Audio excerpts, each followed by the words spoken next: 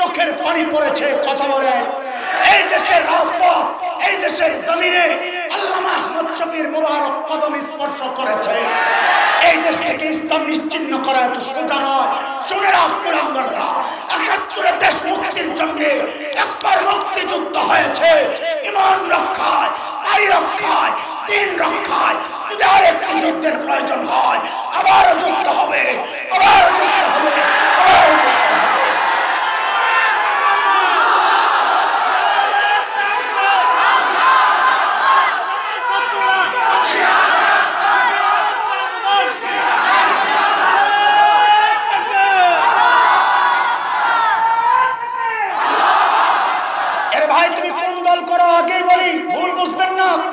এটা কোন রাজনৈতিক ইস্যু নয় এটা আমার ঈমানের ইস্যু এটা স্বাধীনতার ইস্যু এই কুলাঙ্গাররা শুধু ইসলামের শত্রু না মনে রাখো এরা মুসলমানদেরকে দুর্বল করতে পারলে ও ভাই দেশের স্বাধীনতা বিপন্ন হবে কথা বলে এই দেশ মুসলমানরা দুর্বল হলে এদেশের স্বাধীনতা দুর্বল হয়ে যাবে মানচিত্রকে খোঁজে খাওয়ার জন্য শকুনের আনাগোনা পরিলক্ষিত হচ্ছে ওই শকুন সবল দেওয়ার অপেক্ষায় জাগো মুসলমান ৭১-এর চেতনায় আবার জাগো বদরের চেতনায় জাগো বালাকোটের চেতনায় জেগে তাদেরকে পাল্টা হুমকি দাও আমার দেশকে দখল করবি থাক দূরের কথা আমরা তো স্বপ্ন দেখি দিল্লির লালকেল্লায় আবারও কালিমার পতাকা পথ করে উঠবে পথ করে উঠবে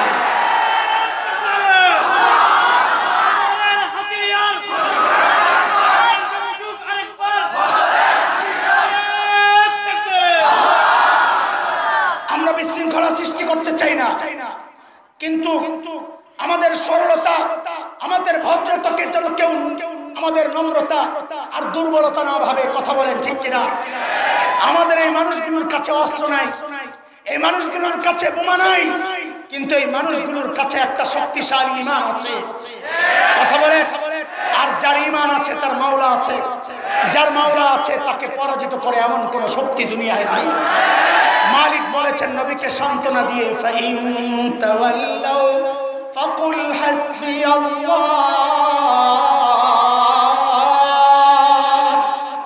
লা ইলাহা ইল্লাহু আলাইহি তাওয়াক্কালতু ওয়া হুয়া রাব্বুল আরশিল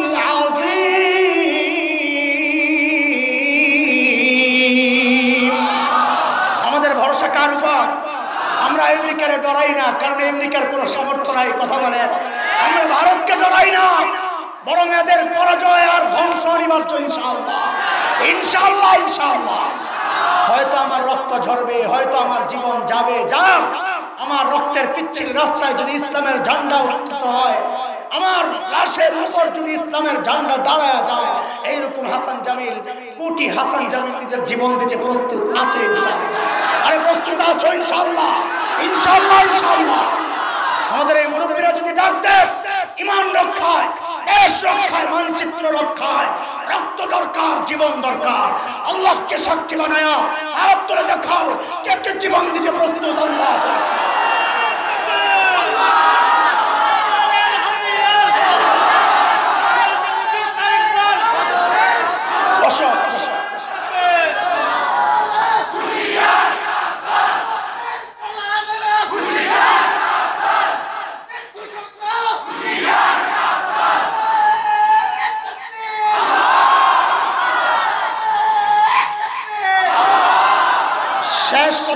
শেষ কথা দালালে ভরে গেছে দেশ খোদার কসম পালাতে পারবে না একটাও শেষমেশ ইনশাআল্লাহ ইনশাআল্লাহ ইনশাআল্লাহ ওমা তৌফিক ইল্লা বিল্লাহ ওয়া আখিরু দাওয়ানা আলহামদুলিল্লাহি রাব্বিল আলামিন আল জামিআতুল ইসলামিয়া ফিরোজ শাহ কলেজ বড় মাদ্রাসা কর্তৃক আয়োজিত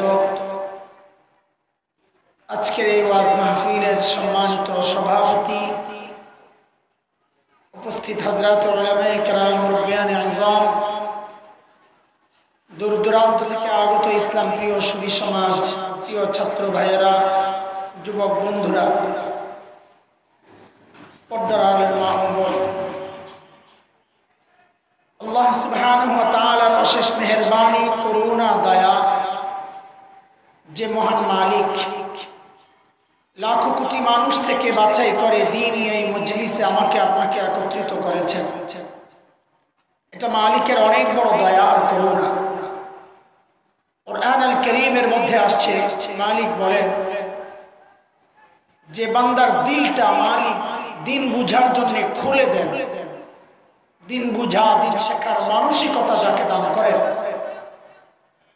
আল্লাহ বলেন এই বান্দা সারাক্ষণ আমার স্পেশাল নূরের আওতায় থাকে।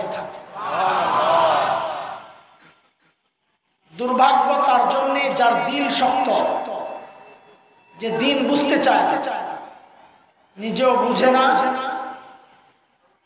কেউ বুঝাইতে চাইলেও বুঝতে চায় না, খেলতে চায়। কি বুঝাইতে চাইলেও দিন বুঝতে চায় না, কি করতে চায় বলেন না, খেলতে চায়। গাধা খেলার জিনিস নিয়ে খেলা যায়, বুঝার জিনিস খেলা যায় না, বুঝতে হয়। সমস্যা হচ্ছে যে দিল শক্ত। আলেমরা বুঝান একটা, বুঝে আরেকটা। আলেমরা বুঝান লাউ কদু, কোনো পার্থক্য নাই। সে বলে না পার্থক্য আছে, যে মানবে না হাত ভেঙে ফেলবে, ঘাড় ভেঙে ফেলবে। আচ্ছা না এমন অবুঝ মানুষ? আসলে দিল শক্ত, বলে একটা বুঝে আরেকটা, স্লিপ কাটে। পিচ্ছিল জায়গায় দাঁড়ানো যায় না, হাঁটলে দেখবেন আপনি চাইবেন একদিকে যেতে, পা জায়গা আরেকদিকে।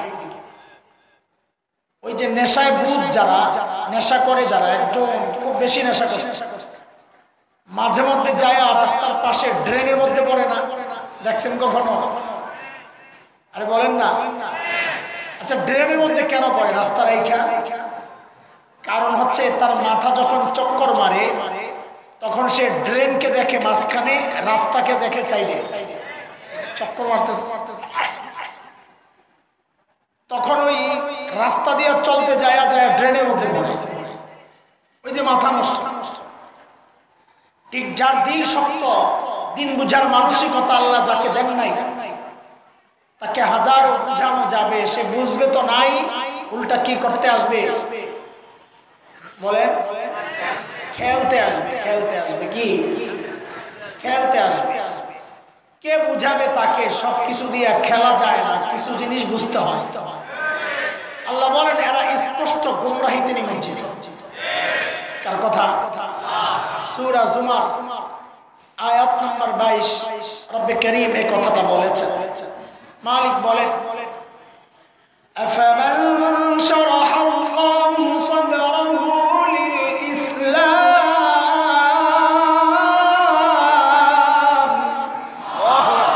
ফাহুয়া আলা নূরিন মির রাব্বিহি ফাওয়াইলুল লিল কাসিয়াতি কুলুবুহুম মিন যিকরিল্লাহ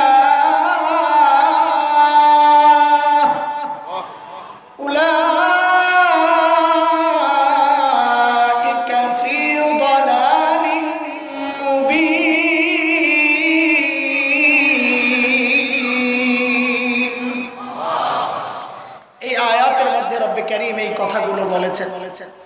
মুহতারাম হাজির, যে মহান মালিক এই নিয়ামতে আমাদেরকে ধন্য করলেন, ওই মালিকের শুকরিয়া আদায় করি, জবান খুলে প্রাণ খুলে কালিমাতুশ শুকর উচ্চারণ করি আলহামদুলিল্লাহ।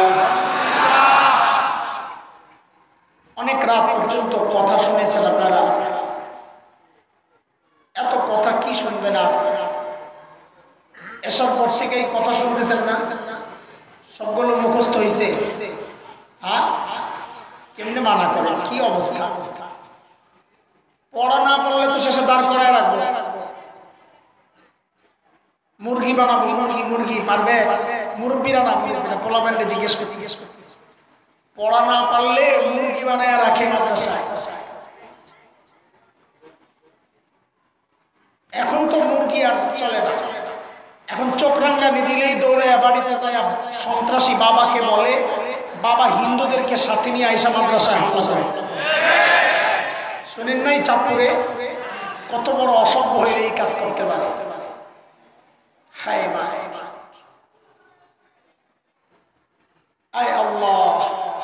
আমি সূরা হামিম আস-সাজদা মাইকওয়ালা তোমার এটা সমস্যা এটা সমস্যা এই দেখো এটা একটু ক্লিয়ার এটা আওয়াজ কি দুই জায়গায় দুইটা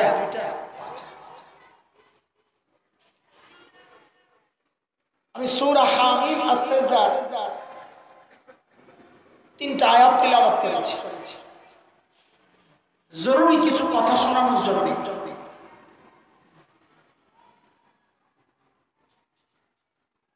বাংলাদেশের আকাশে শকুনের আনাগোনা পরিলক্ষিত হচ্ছে এখন যাদের দায়িত্ব যারা টের পান তারা যদি সাধারণ মানুষকে সতর্ক না করেন তো খেয়ানত আল্লাহর কাছে জবাবদিহি করতে হবে এই মাকসাদকে সামনে রেখে আমি সূরা হামিম আস-সাজদার 3টা আয়াত তেলাওয়াত করেছি আমাদের কথাগুলো অনেকের ভালো লাগবে না আমি আগেই বলে রাখি অনেকের ভালো লাগবে কেন কারণ প্যারাসিটামল সিরাপ খাইতে যতটা বাচ্চারা মজা পায় ইনজেকশন দিলে তো আর এত মজা পাবে না এটাই তো স্বাভাবিক কিন্তু কে বুঝাবে কখনো কখনো সিরাপের চেয়ে ইনজেকশনের ফায়দা বেশি লাভ বেশি মামুল টাকা তো চিল্লায় কেন আরে গাদা যখন অপারেশন করতে হয় তখন তো অপারেশন না করে যদি সিরাপ খাওয়ায় তো রোগীর অসুখ ভালো হবে জিন্দেগিতে একটা শ্রেণী চায় সব সময় আমরা আপনার করে সিরাপ খাওয়াই ক্যান্সারের রোগীরও সিরাপ খাওয়াইতে চায় নিজে তো খাওয়ায় উল্টা আমাদেরকেও নসিহত করে গ্যাঞ্জাম করেন না ঠান্ডা ঠান্ডা ওয়াজ করে মানুষকে দিনের পথে আনার চেষ্টা করে মাশাআল্লাহ বড় ভালো পরামর্শ সুবহানাল্লাহ গুলিস্তানে ঢাকার গুলিস্তান বাটপাড়ার সর্বরাজ্য চিনেন নি আপনারা চট্টগ্রাম আসিনিয়া মসজিদ একটা এলাকা যেখানে বাটপাড়ারা বেশি থাকে তো ঢাকার গুলিস্তান আর সদরঘাট স্পেশাল জায়গা ওই কোন লোকটা কি প্লেনের মধ্যে সে দুনিয়ার কোথায় আছে এটা এমনি বলতে পারে উপরে চলতেছে তো জিজ্ঞেস করে এখন কোথায় আছো বলতো জাপানে অনেক ঠান্ডা লাগতেছে এখন কোথায় আছি বলতো ঢাকার সদরঘাটে কেমনে বুঝলি একটু আগে আমার হাতে ঘড়িটা আছে এখন দেখতেছি ওই রকম বাটপাড়ার জায়গায় তো এই গুলিস্তানে হালুয়া বিক্রি করতো ছোটবেলায় দেখতাম এক হালুয়া রোগ অনেক মাথা ব্যথা চোখ কান সর্দি জ্বর আমাশা আরো যত আছে অনেক রোগ আছে যেগুলো শর্মে আমি বলতে পারতেছি না বুঝা লইয়া সব রোগের এক চিকিৎসা হালুয়া বলেন তো এরা কি ভালো ডাক্তার না বাটপার সব রোগের এক চিকিৎসা হয় না কথা বলেন এখন এই সমাজে কিছু মানুষ আছে যারা চায় উম্মতের সমস্ত সমাধানের একটাই রাস্তা সেটা হচ্ছে কবরের ওয়াজ কি কবরের ওয়াজ জান্নাত জাহান্নামের ওয়াজ শোনো আসমানের উপরের কথা কও জমিনের মাঝখানের কথা কইও না কেন তাহলে নেতার বিরুদ্ধে যাবে বিশৃঙ্খলার সৃষ্টি হবে মারামারি লাগবে কি দরকার করে খেপায়া মুখোমুখি হইয়া এরা যে আমার মালিকের মুখোমুখি হইয়া আমাকে আমার নবীর মুখোমুখি হইয়া আমাকে বেইজ্জতি করতেছে আমার দিনকে ধ্বংসের চক্রান্ত করতেছে সমাজের তাওহীদকে শেষ করে শিরককে প্রতিষ্ঠিত করার চেষ্টা করতেছে ওগুলো তোমার চোখে লাগে না এর বিরুদ্ধে বললেই তুমি বলো বিশৃঙ্খলার সৃষ্টি করতে চায় আর যারা এই জমিনে আল্লাহর সাথে দ্রোহ করে শিরক করে এদের চেয়ে বড় সন্ত্রাসী কেউ হতে পারে না এদের বিরুদ্ধে কথা বলা প্রত্যেকটা মানুষের ঈমানি ফরিজা কথা বলে চুপ কেন থাকবো ভয় হ্যাঁ ভাবে তো এমনই লাগে আরে ভয় তো সেই পায় যে তার জীবনকে মালিকের কাছে বিক্রি করে নাই জীবনকে নিজের মালিকানা মনে করে এই শরীরটা এই হায়াতটা বলেন কার বিক্রি করছি কার কাছে কিসের বিনিময়ে সূরা তাওবা আয়াত 111 ইন্নাল্লাহা আশতারা মিনাল মুমিনিনা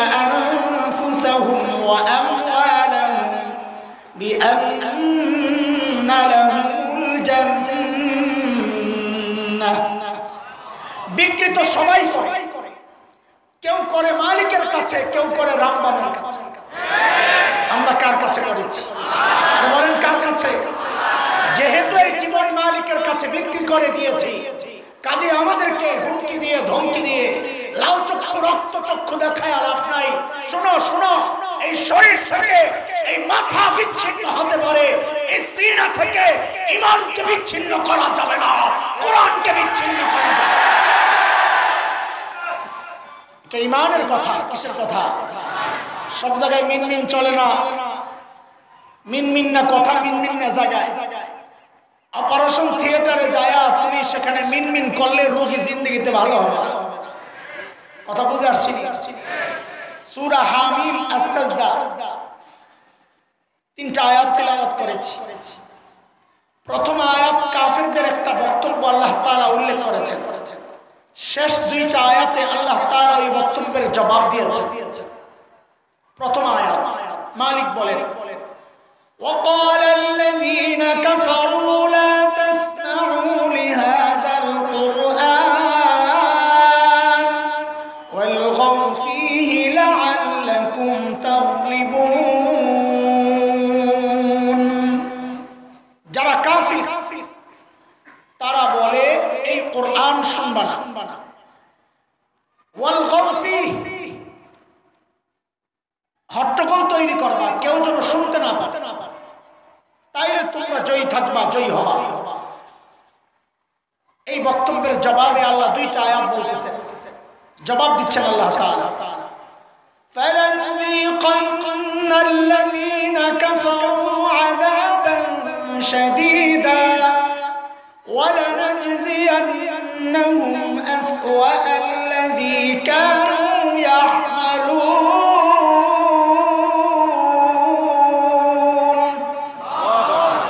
আল্লাহ বলেন যারা কাফির এদেরকে আমি অবশ্যই কঠিন শাস্তি ভোগ করাবো, এবং তাদের এই অপকর্মের শাস্তি আমি আল্লাহ তাদেরকে কড়ায় গণ্ডায় বুঝিয়ে দিব। প্রথম কথা আল্লাহ। শেষ আয়াত মালিক বলতেছে, যালিকা জাযাউ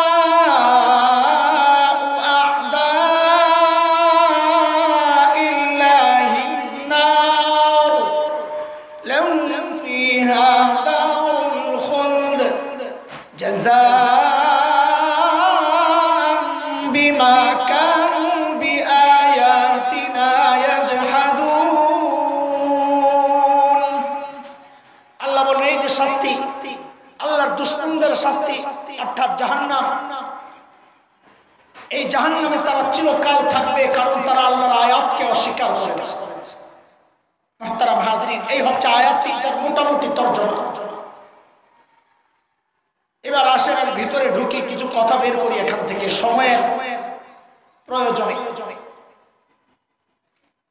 কাফেরদের বক্তব্যের মূল কথা 2টা, লা তাসমাউ লিহাযাল কুরআন ওয়ালগাউ ফীহি। মূল কথা কয়টা বলে? বুঝে আগা, একদম লাইনে থাকা লাগবে কথা বোঝার জন্য, এদিক সেদিক ঢুকা যাবে না।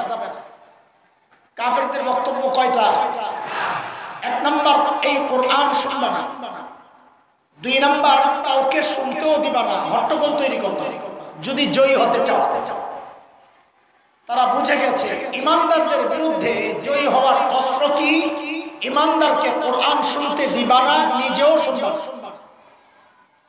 বুঝে আসছে কথা? ইমাম কুরতুবী রাহমাতুল্লাহি আলাইহি তাফসীরে কুরতুবীর মধ্যে রাইসুল মুফাসসিরিন হযরত আব্দুল্লাহ ইবনে আব্বাস রাদিয়াল্লাহু তাআলা আনহুমার বর্ণনা এনেছেন যে এই আয়াতগুলো আল্লাহ তাআলা মক্কার কাফেরদের সম্পর্কে নাযিল করেছেন।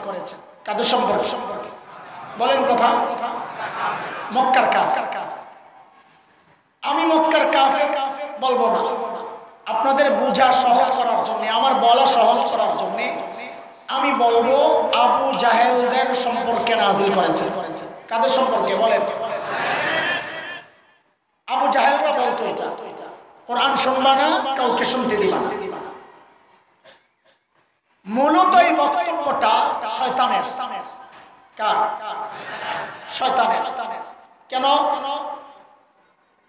আচ্ছা শুনে, ভিতরে ঢোকার আগে একটু ভেঙে নেই আপনাদের সাথে কথাবার্তা।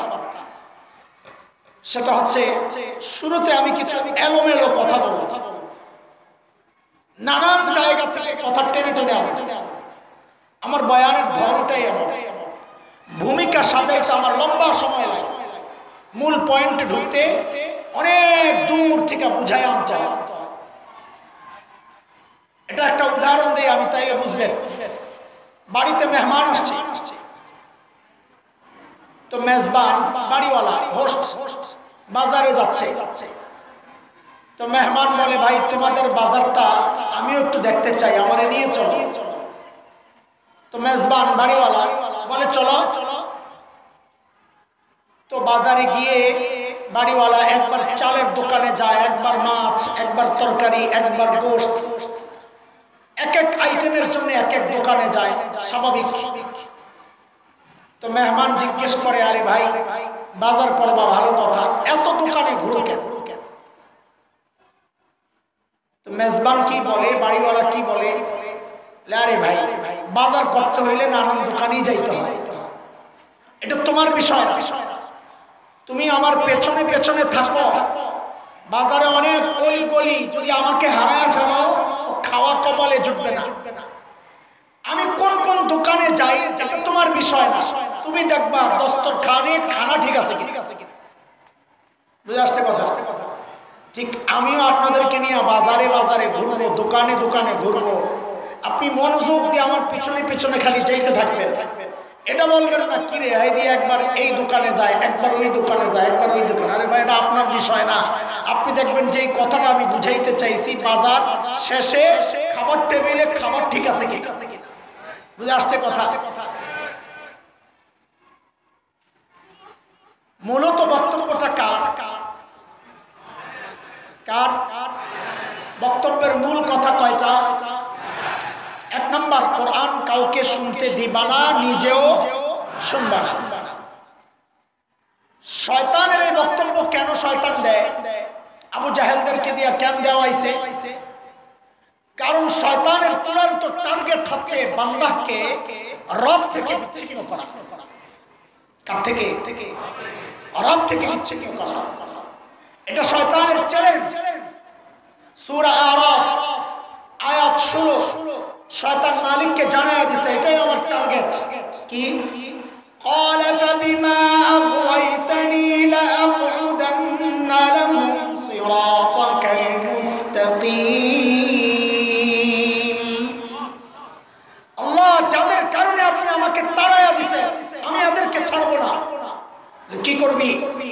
বলে তারা যেই রাস্তা দিয়ে আপনার কাছে আসবে আমি ওই রাস্তায় বসে যাব, আসতে দিব।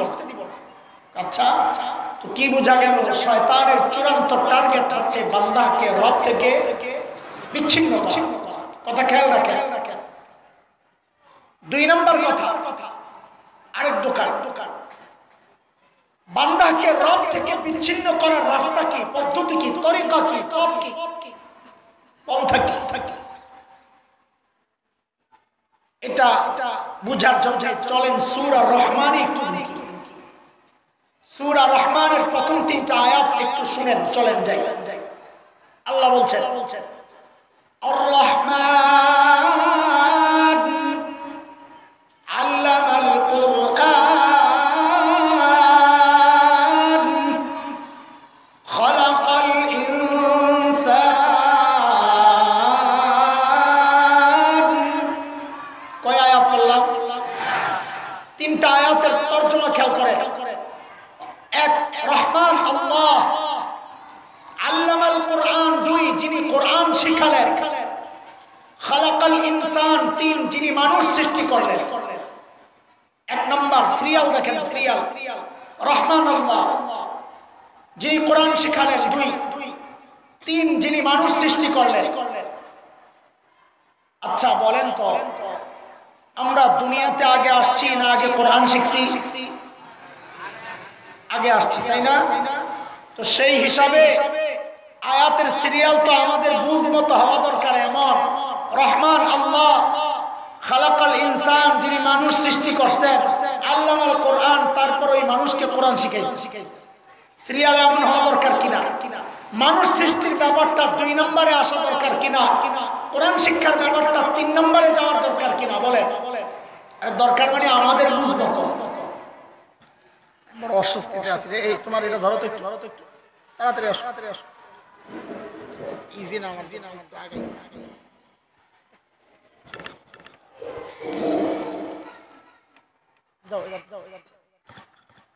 হ্যাঁ ঠিক আছে, উপর হইয়া কথা বলতেছি। ঠিক আছে, একটু উপরে করা যায়, একটু উপরে, অল্প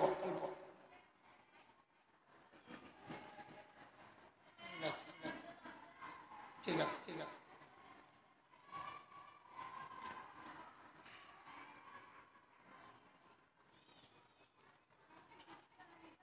আয়াতগুলোর সিরিয়ালগুলো বুঝছেন আপনারা?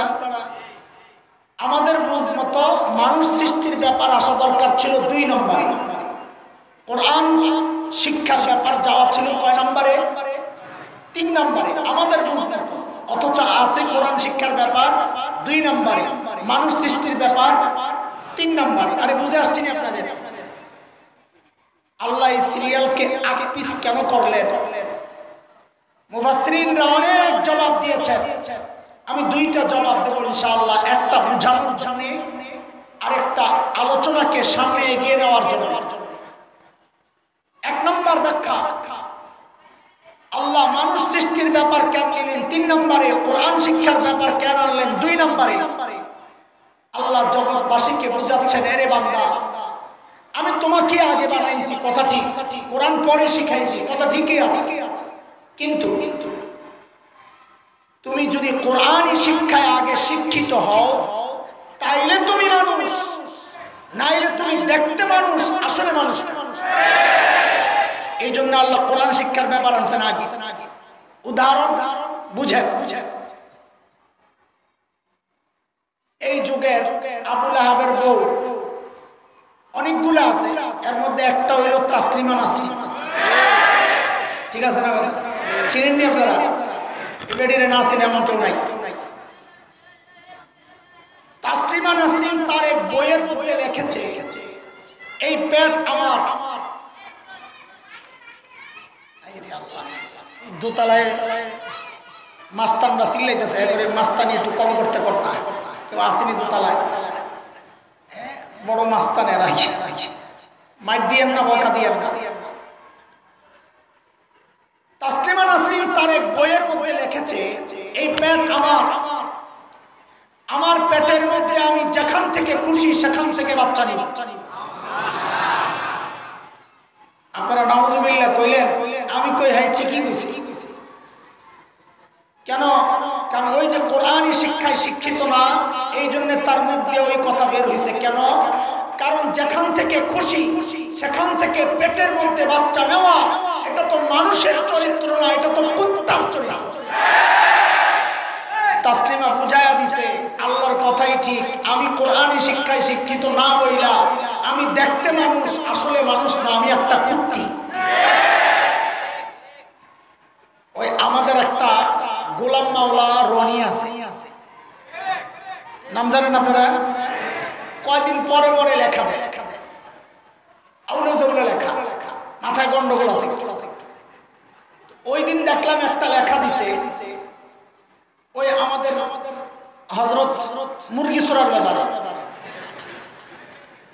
যে কাউকে মুরগি চোরা বলা এটা কোরআন হাদিসে নাই, কোরআন হাদিস বিরোধী।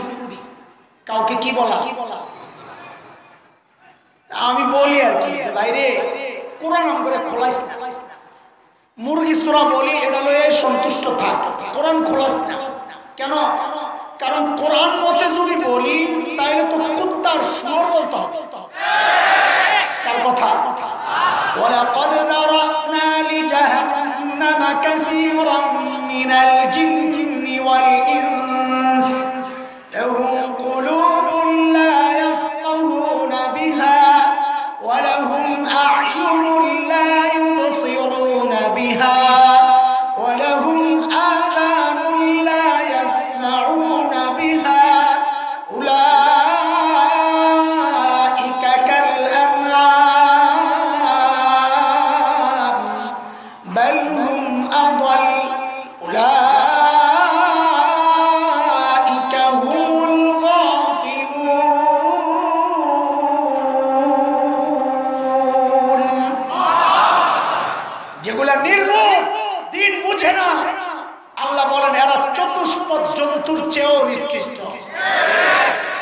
যদি তাই হয় শুয়োরের পাও কয়টা?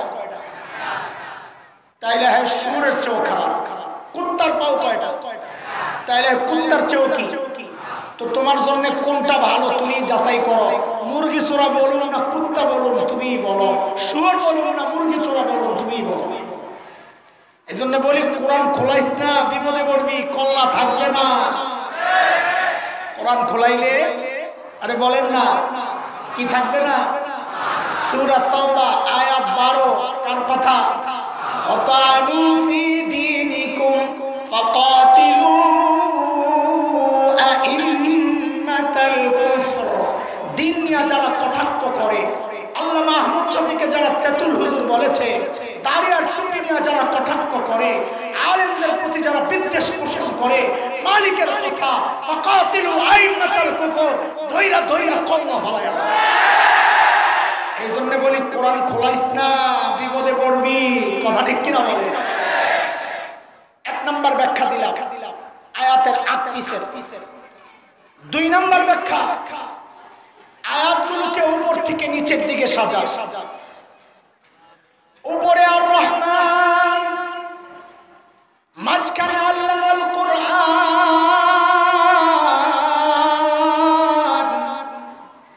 নিচে খালাকাল ইনসান। মালিক বলেন বান্দারে আমি রহমান উপরে, তুই মানুষ নিচে। আমি রহমানের রহমত যদি তুমি মানুষ পর্যন্ত আনতে চাও, দুনিয়ার কোন তন্ত্রে মন্ত্রে কাজ হবে না। রহমান আর বান্দার মাঝখান দিয়া কোরআনকে ঢুকায়া দাও। আল্লাহর সাথে সম্পর্ক বান্দার রাস্তা কি? মাঝখানে কি ঢুকাও? বলেন বলেন কি ঢুকাও? এই খবর শয়তানের আসেনি না নাই? আছে আছে। ওহো, তাইলে বুঝেন 2 নম্বর কথা, আল্লাহর শয়তানের চূড়ান্ত টার্গেট বান্দাকে রব থেকে বিচ্ছিন্ন করা। শয়তান বুঝে গেছে বান্দাকে রব থেকে বিচ্ছিন্ন করার একটাই রাস্তা, বান্দাকে কোরআন থেকে দূরে সরায়া দাও, বান্দা রব থেকে বিচ্ছিন্ন হয়ে যাবে। কিন্তু শয়তান বড় বাটপার। আপনারা কথা বুঝতেছেন নি? শেষ বেলায় তাত্ত্বিক কথা না বলাই উচিত ছিল। আমি যে কি জন্য আয়াতগুলো পড়া ফেললাম বুঝি না। শেষ বেলায় উড়ে দূরা মাইরে দূরা শেষ করে আমি একটু বুঝায় বুঝায় গাইতে চাইতেছি। নানার কাছে বেশি তো এই জন্য, নানা না থাকলে আবার মাইরা দিতাম। একটা দায়িত্ব বাইরে গেছে। আয় আল্লাহ, খালি বুড়া দেখে নানা রাখছি, তোমরা এটা মনে করো না, আসলেই না। আল্লাহ আল্লাহ নেক হায়াত দান করে। ওই যে ছেলেটা দোয়াগুলো পড়লো, তোমরা তো জোরে সোরে আমিন বললা না, আমি জোরে আমিন বলছি।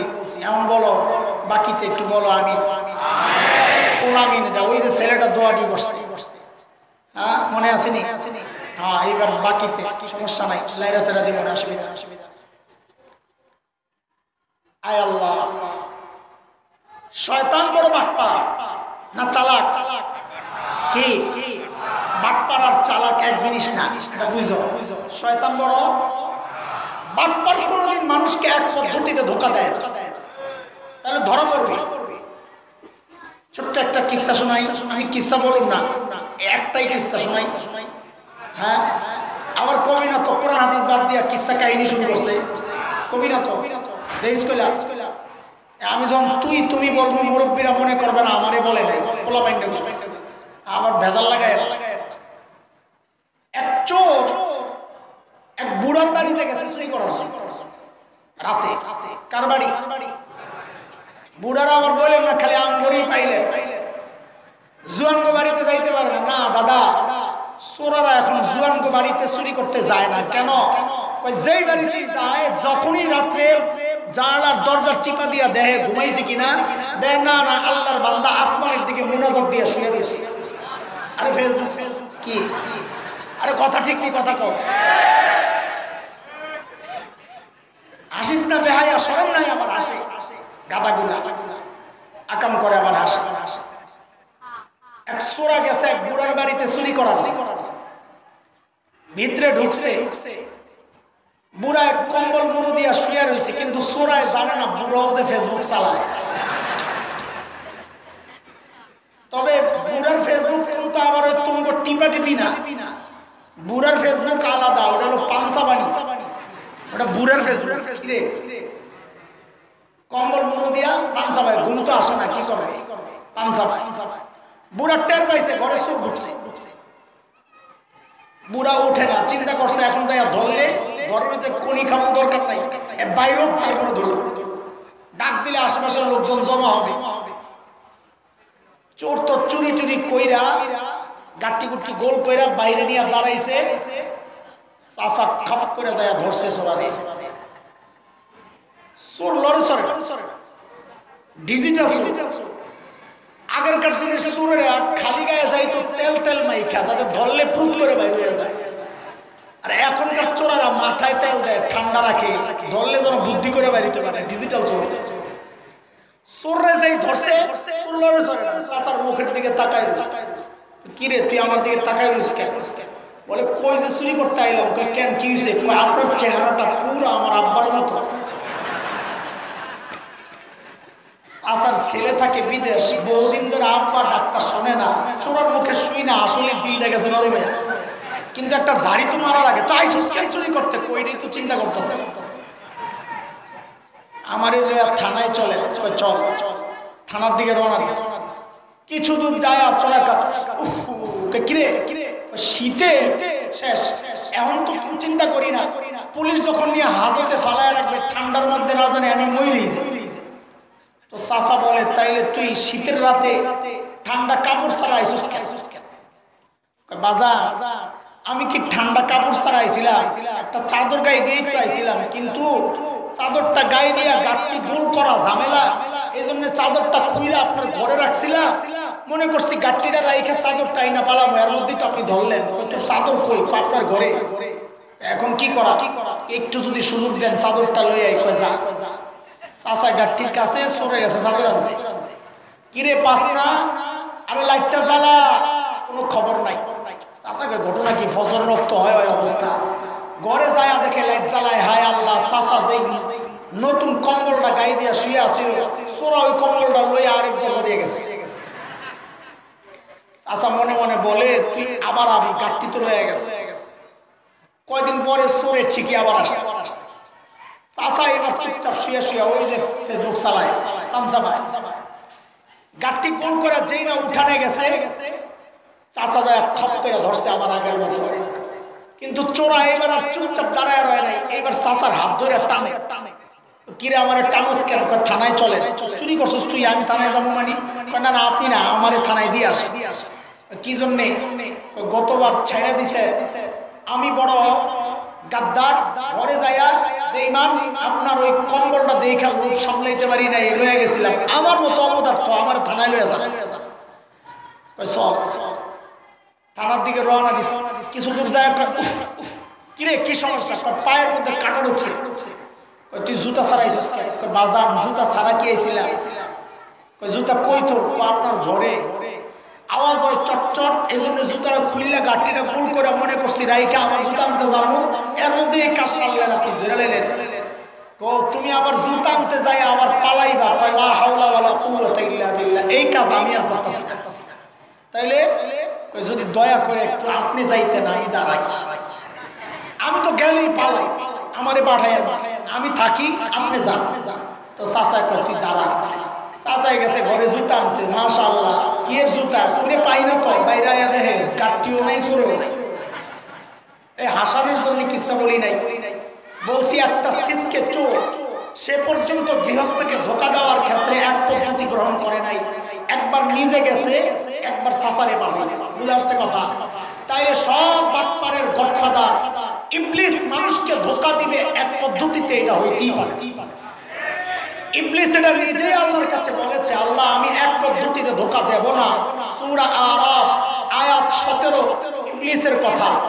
সুম্মা লাআতিয়ান্নাহুম মিন বাইনি আইদিহিম ওয়া মিন খালফিহিম ওয়া আন আইমানিহিম ওয়া আন শামাইলিহিম ওয়া লা তাজিদু আকসারাহুম শাকিরিন।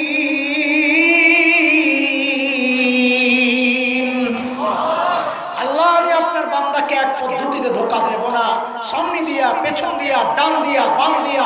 মুফাসসিরিনে কেরাম বলেন এর অর্থ হচ্ছে শয়তান মানুষকে নানান পদ্ধতিতে ধোঁকা দিবে। একটাই ব্যর্থ আরেকটা, আরেকটাই ব্যর্থ আরেকটা, ওইটা ব্যর্থ তো আরেকটা। বুঝে আসছে এই পর্যন্ত কথা? কিছুই বুঝেন নাই, কারণ আমি তো বাজার করতেছি। কি আরে কথা বলে কই আসি কই আসি, মন যেন খারাপ না হয়ে যায় যে তুমিও জমতাছে না। না, বাজারে জমবে না। জমবে কোথায়? খাওয়ার সময় কোথায়? এখন বাজার যেহেতু ঢুকছেনি, আমার সাথে সাথে একটু ঘুরতে থাকেন। 2 আয়াত পর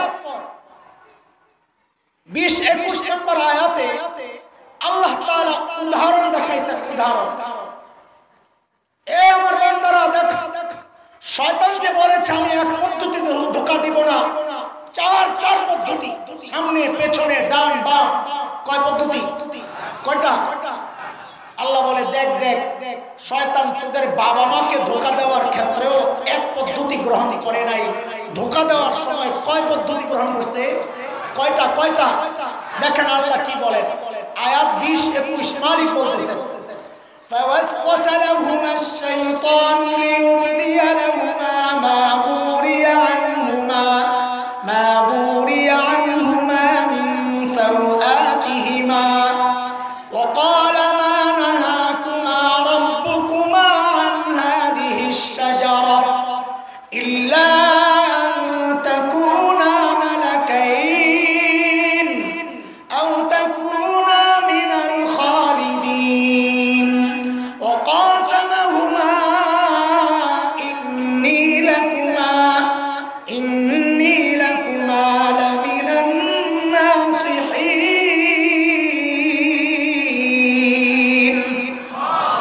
পদ্ধতি কয়টা?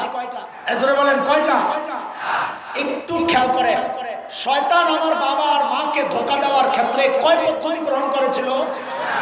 ওরে দোস্ত, এই 4 পদ্ধতি শয়তান এখনো প্রয়োগ করে আমাকে আপনাকে ধোঁকা দেওয়ার ক্ষেত্রে। আমরা ধোঁকায় পড়ি কিন্তু টের পাই না। কিন্তু আপনাদেরকে শয়তানের এই ধোঁকাগুলো একটু বুঝাইয়া দেওয়া দরকার, এই সমাজের জন্য বেশি জানা দরকার। চলেন একটু শয়তানের ধোঁকাগুলা বাকি মনে থাকে যেন আমরা কই আছি, কোথায়। এখনো কিন্তু বাজারে ঘুরতেছি। বাজার করা শেষ হইলে আমি বলবো যে ভাই বাজার করা শেষ, এইবার দস্তরখানে চলেন ইনশাআল্লাহ।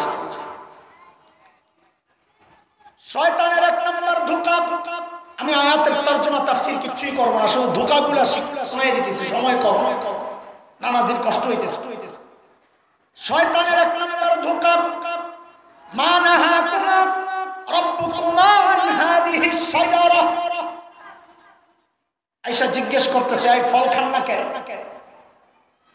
তো আদম আলাইহিস সালামের পক্ষ থেকে জবাব আসছে, আল্লাহ নিষেধ করেছেন কাছে যাওয়ার জন্য, এই জন্য ফল খাই না। তো শয়তান কি বলে জানেন? শয়তান বলে আল্লাহর বক্তব্যের উদ্দেশ্য আপনারা বুঝেন নাই, আল্লাহর কথা আপনারা আরে কথা বলেন। কে বলতেছে? শয়তান বলতেছে। কারে বলবেন? নবীকে। কাকে? আদম কি? তো এবার বলেন আবার, শয়তান আল্লাহর বক্তব্যের মতলব আর উদ্দেশ্য বুঝাইতেছে কাকে? কি বুঝায়? খেয়াল করে, মা নাহাকুমা রাব্বুকুমা আন হাযিহি শাজারা। আলেমরা বুঝে যাবেন, মারিফা নাকেরের পেজ দিছে শয়তান। সাধারণরা বুঝেন, এই লাইনে ধরেন 10টা কাঁঠাল গাছ আছে, কথার কথা আল্লাহর পক্ষ থেকে হুকুম আসছে কাঁঠাল গাছের কাছে যাইবা না। শয়তান এসে জিজ্ঞেস করতেছে কাঁঠাল খান না কেন? আল্লাহ নিষেধ করছে। আহারে খোদা, আল্লাহর মতলব কথার উদ্দেশ্য আপনারা বুঝেন নাই। আল্লাহ আশ-শাজারা এই 1 নম্বর গাছের কাঁঠাল খাইতে মানা করছেন, আরো যে 9টা রয়ে গেছে ওটা তো মানা করে নাই। আল্লাহর কালামের তাফসীর করছে কে? মুফাসসির হুজুরের নাম কি? আর কথা বলেন, মুফাসসির হুজুরের নাম কি? ইবলিস আল্লাহর কালাম শরীয়ত বুঝাইতেছেন কাকে? আপনি মনে করছেন এই সিস্টেম যদি শেষ হয়ে গেছে? এই সিস্টেম শেষ হয় নাই দোস্ত। এখন শয়তানের দোসররা নবীর ওয়ারিসদেরকে দিন শিখায়, দিনের মতলব শিখায়। কাকে? আলেমকে, নবীর ওয়ারিসকে। কি বলে? মূর্তি আর ভাস্কর্যের মধ্যে কোনো পার্থক্য নেই। আলেমকে শিখায় মূর্তি আর ভাস্কর্যের মধ্যে কোনো পার্থক্য নাই। কে শিখায়? শয়তানের দোসররা। কাদেরকে? নবীর ওয়ারিসদেরকে। বলে সিস্টেম নতুন না, এটা পুরান সিস্টেম। শয়তান যেমন আল্লাহর বক্তব্য বুঝাইছে কাকে? নবী আদমকে। আমরা এখন খুব চাপে আছি, মামলা টামলা খাইয়া সোজা হয়ে গেছে। এখন মাইনা লইছি, যা তো বড়াই ঠিক। ভাস্কর্য আর মূর্তির মধ্যে কি আছে? পার্থক্য আছে। মাইনা লইছি। আরে বুঝেন নাই? মাইনা লইছি, পার্থক্য আছে। কি পার্থক্য? বলে ভাস্কর্য বানাইলে দোজখে যাইবা, মূর্তি বানাইলে জাহান্নামে যাইবা। আসেনি পার্থক্য? আছে না? অনেক পার্থক্য আছে। ভাস্কর্য বানাইলে কই যাইব, আর মূর্তি বানাইলে কই যাইব? কি করুন ভাই, বিপদে আছি, বহুত চাপে আছে। চাপে বইরা এখন মাইনা লইছি, যা যা মাইনা লইলাম। কি আছে পার্থক্য? তো আমাকে হাত ভাঙিস না, আমার ঘাটটা ভাঙিস না, এটার দাম আছে রে ভাই, এটার বিনিময়ে জান্নাত কিনবো, এটারে ভাঙিস না। মাইনা লইলাম যা। এই শিখছে কার থেকে? কথা বলেন, শিখছে কার থেকে? আলেমদেরকে দিন শিখায়, তুচ্ছ তাচ্ছিল্য করে। তোমরা কি বুঝো মিয়া? জানাজা পড়াইবা, লাগবে না তোমাকে জানাজা? আমার বাপের জানাজা আমি পড়াবো। গাদা গাদা, এটাও শিখছে কার থেকে? শয়তানের 1 নম্বর দোষর থেকে। নাম্বার প্রথম একদম সিরিয়ালে যে 1 নম্বর দোষর শয়তানের, এর নাম কি? কাবিল। শয়তানের প্রথম দোষর কে? বলেন কে? এই যে আমাদের জানাজা হুজুররা পড়বে না, আমার জানাজা, বাপের জানাজা আমি পড়বো, এই সিস্টেম শিখছে কার থেকে? আরে বুঝেন না এই কথা? শুনেন, কাবিল হাবিল রে মাইরা চুপচাপ বয়া রয়েছে। কারণ এর আগে তো কাউরে কবর দেওয়ার সিস্টেম ছিল না, দেখে নাই, মরে তো নাই কেউ। এখন বয়া চিন্তা করতেছে লাশের কি করবে, বয়া চিন্তা করতেছে। তো কোরআনের কথা, আল্লাহ একটা কাউয়া পাঠাইছে। কারে পাঠাইছে? ইয়া বাহাসু, কাউয়া আইসা মাটি খোদে। ইউয়ারি সাওয়াতাখি, কেমনে বাইরে লুকাইবো এটা দেখাইয়া দিতেছে। মাটি গাইরা কাউয়া দাফন করছে আরেক কাউয়া। ইয়া ওয়াইলাতা আজাস্তু আন আকুনা মিসলা হাযাল গুরাব। এখন হাবিল কয়, হায় আমি দেখি কাউয়ার জ্ঞান রাখি না, কাউয়া আমারে শিখাইলো কেমনে বাইরে কবর দিতে হয়। মুফাসসিররা বলেন, আরে তোর কপালে ওস্তাদ তো কাউয়াই হবে, কারণ নবী তো ওই সময় ছিলেন আদম আলাইহিস সালাম শিক্ষক। আল্লাহ শিক্ষক, নবীকে তোর শিক্ষক বানান নাই, কারণ নবীকে শিক্ষক হিসাবে পাওয়ার জন্য কপাল লাগে। কপাল পুরা কপালদের শিক্ষক নবী হয় না, কাউয়া হয়। পুরা কপালদের শিক্ষক কে হয়? পুরা কপালদের জানাজা আলেমরা পড়ে না, পুরা কপালদের জানাজা ঘুষখোররা পড়ে। কথা ঠিক আছে? বুঝতো কথা? আমগরে দিন শিখায়। সুবহানাল্লাহ, কত কিছু জানে। আল্লাহ কই যে জায়গা, আমি বাজার করতে গেলেও ঝামেলা, কত কিছু কিনতে হয়। দুন্নামরিচ, কাঁচা পাতা, টমেটো, আরো কত কিছু। সালাতের আইটেমও মাঝে মাঝে লাগে, নাইলে তো খাওয়ানটা বাসি, শুকনা লাগে, মজা লাগে না। ঠিক আছে নি কথা? কষ্ট লাগে না? এটা সুন্নত না। নবীদের সুন্নত হচ্ছে কষ্ট লাগলে বলা যে হ্যাঁ কষ্ট লাগে, তাইলে না আল্লাহর রহমত আসবে। মুফতি তকি ওসমানী সাহেব বলেছেন, হযরত আইয়ুব আলাইহিস সালামের কষ্ট লাগতেছে, কি বলছেন? আল্লাহ আমি খুব আরামে আছি না, রব্বি আন্নী মাসসানি আদ-দুররু ওয়া আনতা আরহামুর রাহিমিন। আল্লাহ বিপদে আছি, তোমার রহমত দরকার। মুফতি তকি ওসমানী বলেন, এই জন্য আল্লাহর কাছে নিজের কষ্টের কথা বলা, অসহায়তার কথা বলা, তাইলে না রহমত আসবে। তুমি তো কষ্ট লাগে না, আল্লাহ তোলে সর্ধম কিছু নেই। কি বলতে হবে? কষ্ট লাগে। সেই কষ্ট কিসের জন্য? আরে দিনের জন্য। বলেন না কিসের জন্য? দিনের জন্য। দিনের জন্য আমরা সব কষ্ট স্বীকার করতে রাজি আছি। আমাদের বিবিরা বিধবা হইতে রাজি আছে, আমাদের সন্তানরা এতিম হইতে রাজি আছে, আমরা শাহাদাতের মর্যাদা লাভ করতে রাজি আছি ইনশাআল্লাহ। কিসের জন্য? শয়তান যখন দেখলো 1 নম্বর ধোঁকায় কাজ হয় নাই, এইবার মারছে 2 নম্বরটা। কি? ইল্লা আন তাকুনা মালাকাইন।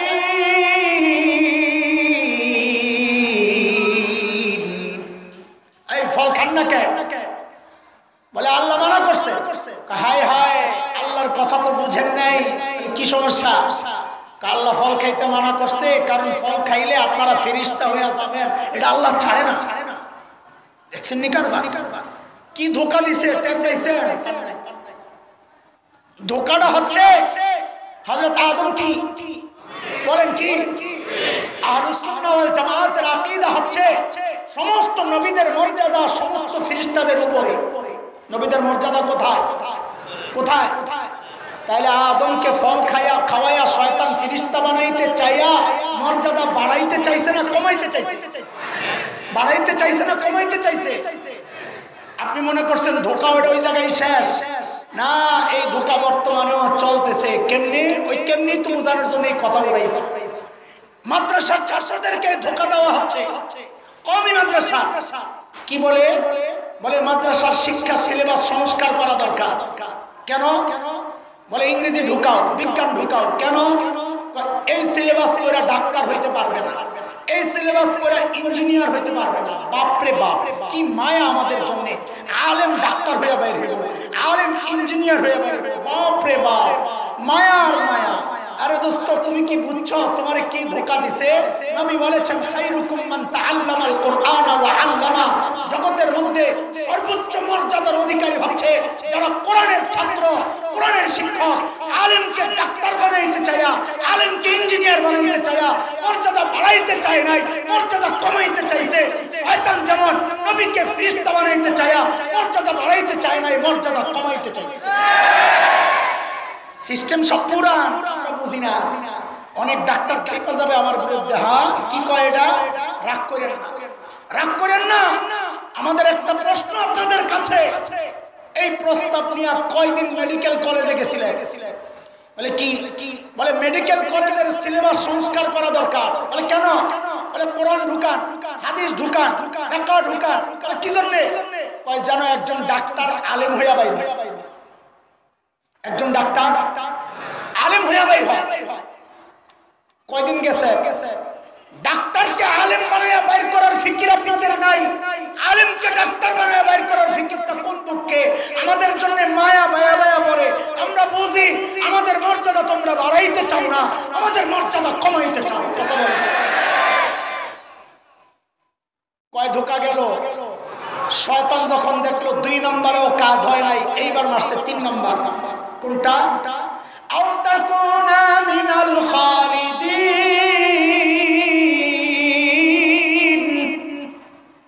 ওই ফল খান না কেন?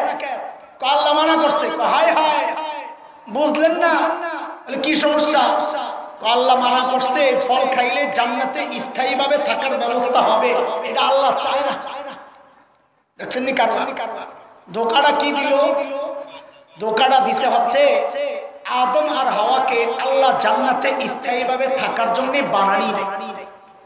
কই পাঠানোর জন্য বানাইছেন? ওয়া ইয ক্বালা রাব্বুকা লিল মালাইকা ইন্নী জাইলুন ফিল আরদি খলিফা। কই পাঠাবেন? আরে কথা বলেন, কই পাঠাবেন? একটা প্রশ্ন আপনাদের জাগতে পারে, যদি জাগে জবাব দিব, না জাগলে খোঁচায় আর টাইম বাড়ানোর দরকার নাই। সেটা হইলো আদম আর হাওয়াকে যদি দুনিয়ায় পাঠানোর জন্য আল্লাহ বানায়া থাকে, তো ডাইরেক্ট দুনিয়ায় না পাঠাইয়া জান্নাত থেকে ঘুরায় আনছেন কি জন্য? এই জন্যই তো ভেজাল লেগে গেল। আরে ডাইরেক্ট দুনিয়ায় পাঠাইলে তার শয়তানের সাথে সাক্ষাৎ হইতো না। এত প্যাসে আর আমরা করতাম না, লাগেনি প্যাস। কথা তো বলে, জান্নাতে কি জন্য পাঠাইলেন? হ্যাঁ, এটা বুঝা কি জিনিস? কি জিনিস? খেলার না, কি না? আরে কথা কয় না। আমি কথাগুলো বারবার বলতেছি উদ্দেশ্যমূলক, বুঝার জিনিস দিয়ে খেলা যায় না। কিছু হইলে যে বলো আসল খেলা হবে, আরে কাদা, এটা তো খেলার জিনিস না, এটা তো বুঝার জিনিস। বুঝার জিনিস দিয়া খেলা যায় না। বুঝার জিনিস বুঝতে হয়, খেলার জিনিস খেলতে হয়। ওটা বুঝার জিনিস। বুঝে আসছে কথা? আল্লাহ তাআলা কোরআন আল কারীমের সূরা তাওবা আয়াত 111 একটু আগে আমি পড়েছি। ইন্নাল্লাহা আশতারা মিনাল মুমিনিনা আনফুসাহুম ওয়া আমওয়ালাহুম বিআন্না লাহুমুল জান্নাহ। বইলা আমার আর আপনার কাছে জান্নাত বিক্রির প্রস্তাব করছেন, কিন্তু রাজি নি। কে কে রাজি দেখি তো? আল্লাহু আকবার, মাশাআল্লাহ। মুরব্বিদের কারো উঠানো দরকার নেই, এমনি একবারে সাঙ্গা রাখা দরকার আর কি।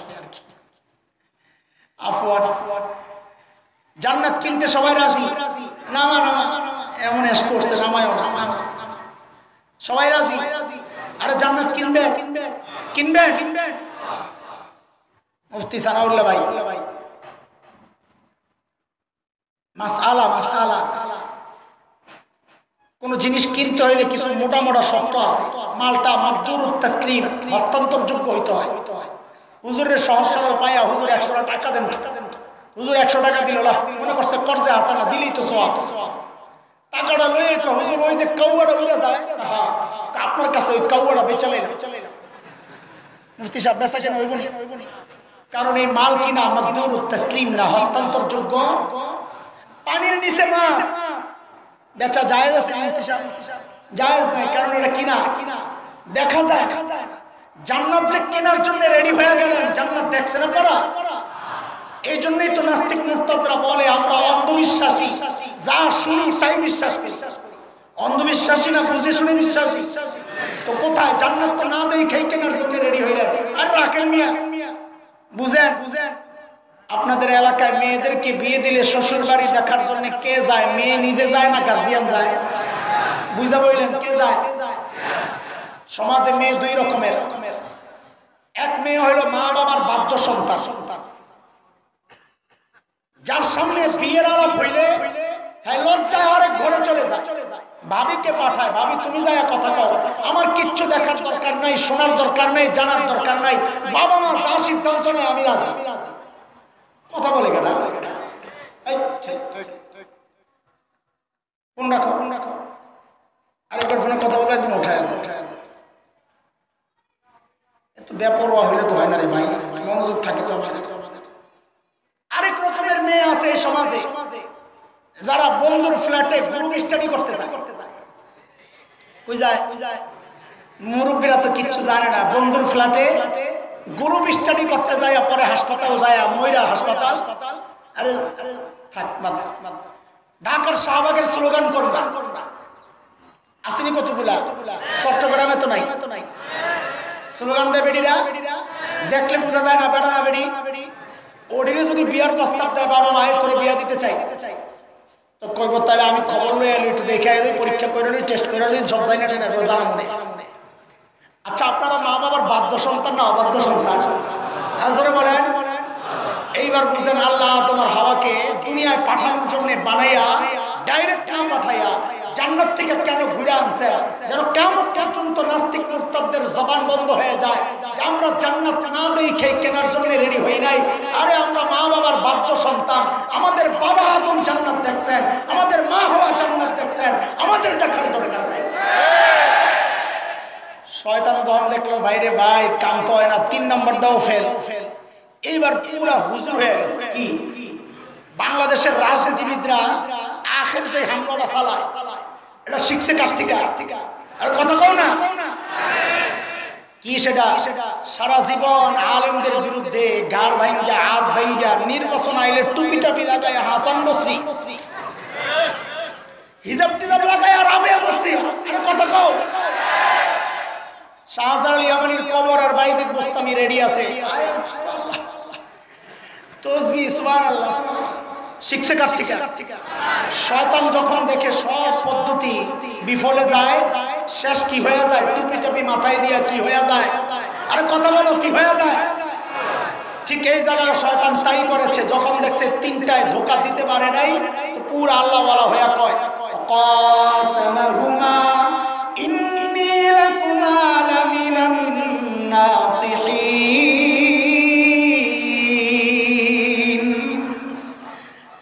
হুজুর আমাদেরকে ভুল বুঝেন না, আমরা আপনাদের হিতাকাঙ্ক্ষী। কি আল্লাহর কসম খায়া কইলাম, বাপ রে, ভারত যার বন্ধু হয় তার শত্রু লাগে না, আমেরিকা যার বন্ধু হয় শত্রু লাগে না। ভারতের বিরুদ্ধে বললে আবার কিছু নুন খাওয়া পাবলিক আবার চেপতে যায়। ভারত আপনারা কত কিছু দেয়। যখন পেঁয়াজের দাম বাড়া থাকে তখন বর্ডার বন্ধ, যখন কৃষকের পেঁয়াজ আসে তখন দেয়। ঠিকই যায় কিরে? আরে দেয়নি, দেয়। মুফতি আমিন রহমতুল্লাহ আলাইহি একটা গল্প বলতেন। 12টা বেজে গেছে, কতক্ষণ চলতো?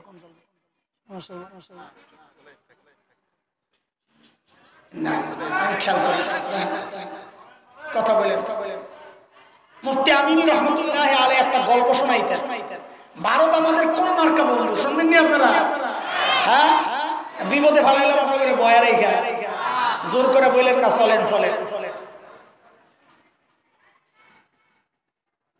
এক আল্লাহর বান্দা বড় বুজুর্গ মানুষ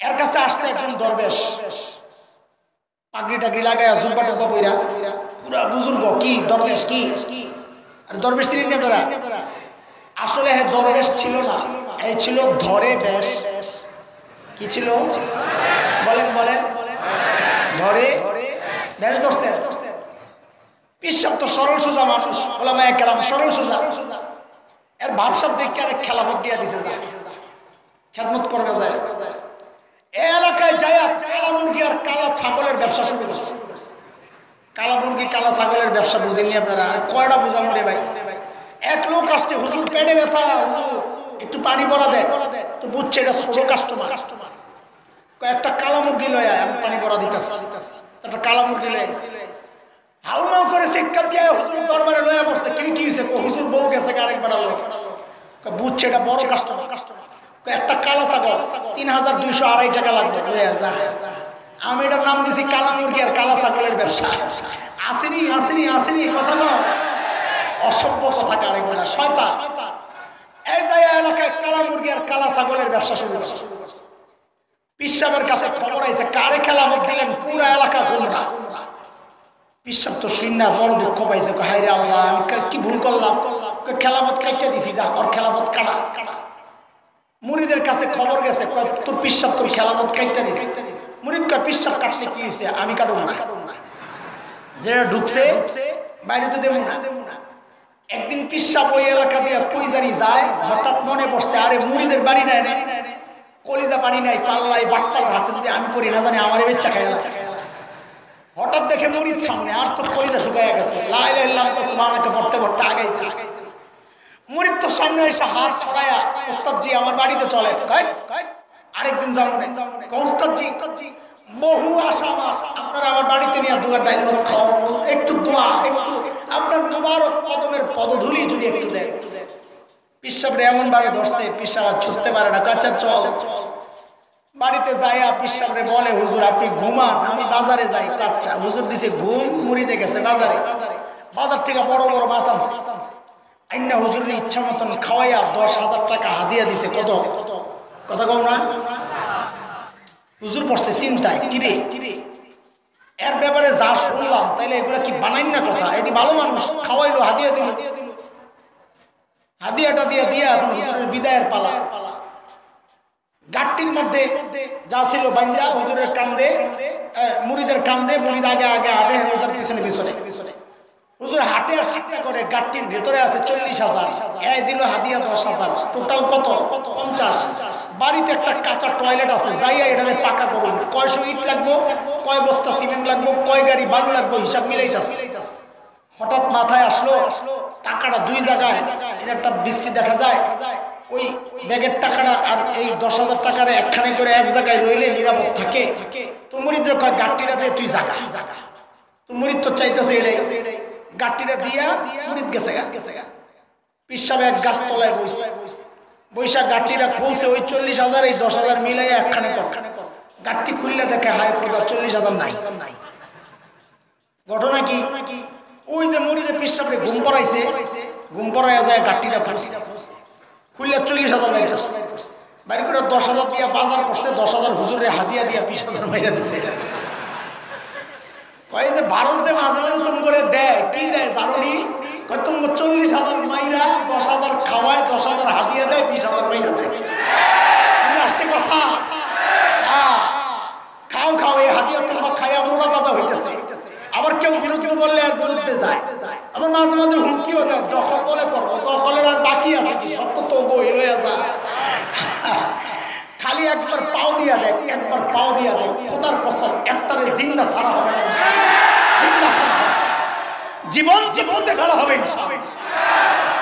71-এর যারা যুদ্ধ করেছেন তাদের সন্তানরা আজ মরে যায় নাই, বেঁচে আছে।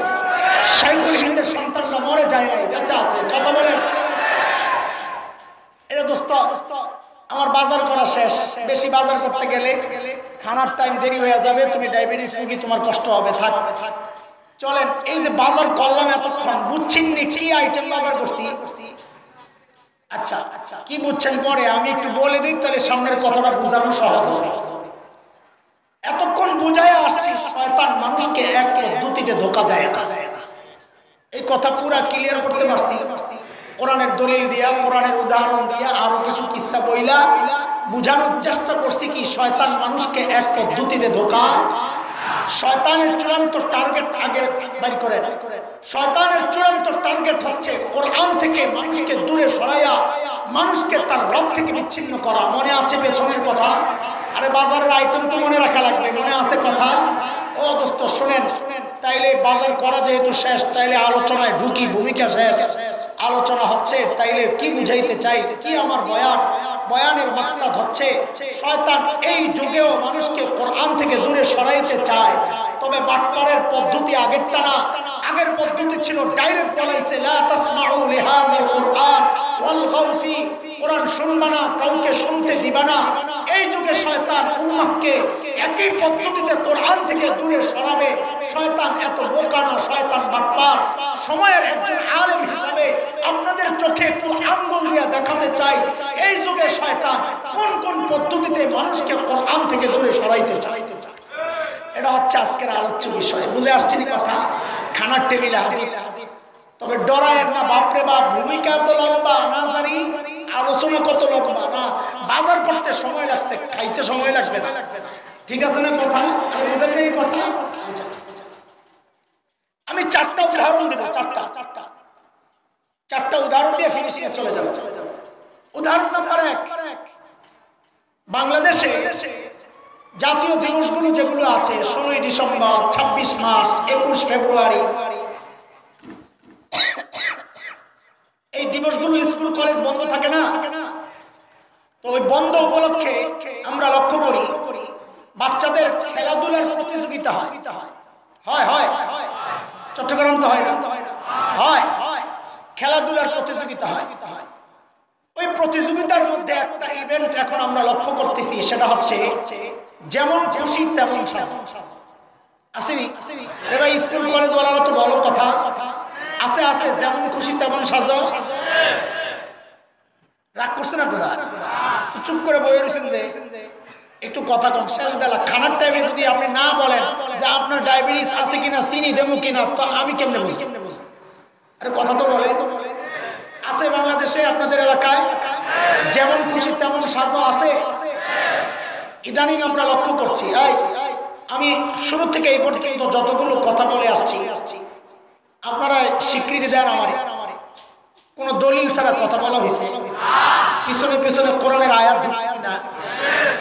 এখন যে কথাগুলো বলবো এগুলারও দলিল আছে, বাকি কোরআনের আয়াত নাই, আমার কাছে ছবি আছে। কেউ চ্যালেঞ্জ করলে দেখানি, অগ্রিম বলে রাখলাম, খামাখা ভিতরে খেপে যায় না আমাদের বিরুদ্ধে।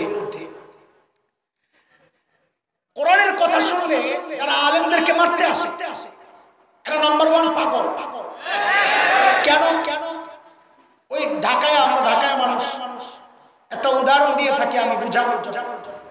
2 ঢাকায় পড়ার গন্ডগোল, একটাই গেছে আরেকটা মহল্লায় ধইরা দিছে মাইস।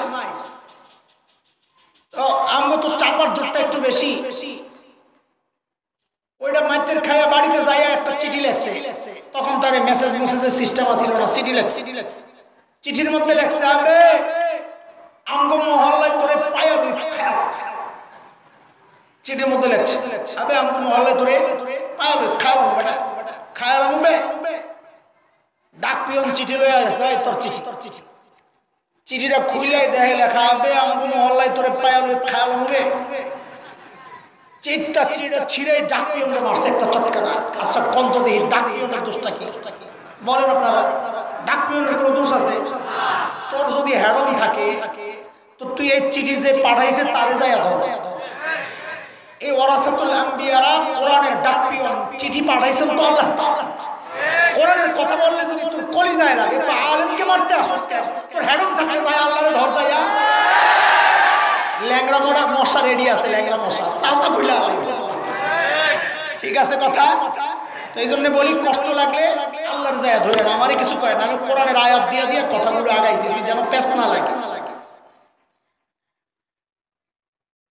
উদাহরণ নাম্বার 1, যেমন খুশি তেমন সাজের মধ্যে একটা ছোট্ট বাচ্চা মেয়েকে যুবতী মেয়ে সাজায় শাড়ি পরায়, আরেকটা ছোট্ট বাচ্চাকে দাড়ি আর টুপি লাগায় হুজুর সাজায়। এরা অডিয়েন্স বিচারকের সামনে নাটক করে দেখায় এই যুবক ছেলেটা দাড়িওয়ালা টুপিওয়ালা হুজুর যুবতী মেয়ের কাপড় ধরে টানাটানি। এটা একটা উদাহরণ। উদাহরণ নাম্বার 2, টেলিভিশনে, সিনেমা হলে, থিয়েটারে নাটক, সিনেমা, মঞ্চ নাটক যেগুলো হয় না দেখলেও এগুলোর খবর তো জানা যায়, মাঝে মধ্যে প্রতিবাদ আসে, আমরা দেখি বুঝি। এখন একটা চরিত্র বের করা হয়েছে, ভিলেন চরিত্র, গাদ্দার চরিত্র থাকে। কথা কও না, নাটকে গাদ্দার চরিত্র একটা থাকে, একে দিয়া সমাজের সব খারাপ কাজগুলো করানো হয়। ইদানিং লক্ষ্য করা যাচ্ছে ওই গাদ্দার চরিত্র তৈরি করা হচ্ছে দাড়ি লাগায়া দিয়া, টুপি পরাইয়া দিয়া, মোড়ল, গ্রামের মোড়ল। ঠিক নি কথা? উদাহরণ নাম্বার 3, এই যে সাম্প্রতিককালে চাঁদপুরে একটা বখাটে উচ্ছৃঙ্খল ছেলেকে যখন ওস্তাদ শাসন করলো, এই ছেলে বাড়িতে যায়া নালিশ করলো ওস্তাদের বিরুদ্ধে। ওই জালিম অভিভাবক, অসভ্য অভিভাবক ওস্তাদকে আইসা শাসাইয়া কোন সদুত্তর না পায়া সে এলাকায় যায় হিন্দু ছেলেদের আশ্রয় নিয়ে, কত বড় জঘন্য, হিন্দু ছেলেদের আশ্রয় নিয়ে মাদ্রাসায় হামলা চালালো, ভাঙচুর করলো। ওই ওস্তাদের মাথা সামনে দিয়া চুল কাইটা সাইচা তাকে আঘাত করে করে ভিডিও করে ভাইরাল করেছে। উদাহরণ নাম্বার 3, সমাধানে আমি যাচ্ছি না, শুধু উদাহরণ শোনায়া যাচ্ছে। উদাহরণ নাম্বার 4, 2013-র কথা আপনাদের মনে থাকার কথা, ঢাকার শাহবাগে গণজাগরণ মঞ্চ বসলো, মনে আছে? তাদের দাবি কি ছিল? যুদ্ধাপরাধীদের বিচার ত্বরান্বিত করা। ভাই, গণজাগরণ মঞ্চের দাবির সাথে আমাদের কোনো শত্রুতাও নাই, মহব্বতও নাই। তবে তারা যদি সত্যিকার জালেমের বিচার চেয়ে থাকে তো এটার সাথে আমাদের কোনো সংঘর্ষই নাই, কারণ তাদের দাবি তো নতুন। প্রত্যেকটা ইমানদারের এই দাবি তো 1400 বছর আগের থেকে, সমস্ত জালেমের বিচার আমরা চাই। ঠিক আছে কথা? কোনো আপত্তি নাই আমাদের, কিন্তু বিপত্তি বাঁধলো কোথায়?